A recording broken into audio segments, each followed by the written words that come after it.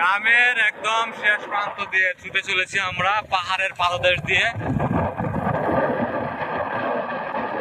এখন আমরা একটা বাইপাস রুট দিয়ে সার্ফিনসার আস্তানার দিক যাইতেছি। তো এইখানে যাওয়ার পথে দেখেন এই যে মেঘালয়ের পাহাড়ের পাদদেশ দিয়ে বাংলাদেশের যে জায়গাটা, ওইখানে হচ্ছে বেশ পরিমাণে আখ লাগাইছে। দেখেন এদিক দিয়ে আখ ক্ষেত, প্রচুর পরিমাণে আখ ক্ষেত। আর আকাশটা দেখেন, ভয়ানক একটা সুন্দর আকাশ। আকাশের মেঘগুলা জমে আছে, এগুলা খুব সুন্দর।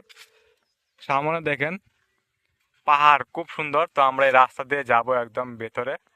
তো আপনারা সম্পূর্ণ ভিডিওটি দেখবেন, অনেক ইন্টারেস্টিং কিছু দেখতে পাবেন এখানে। তো আমরা এখন মেঘালয়ের কুল গেটে ছুটে চলছি একদম।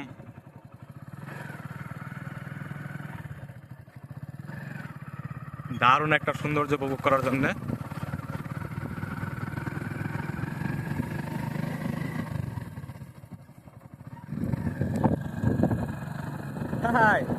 দেখতে পাচ্ছেন আমার পেছনে সব আখ ক্ষেত, আর ওই পাশে হচ্ছে মেঘালয়ের পাহাড়। তো আমরা কোথায় যাব সেটা আপনারা দেখবেন।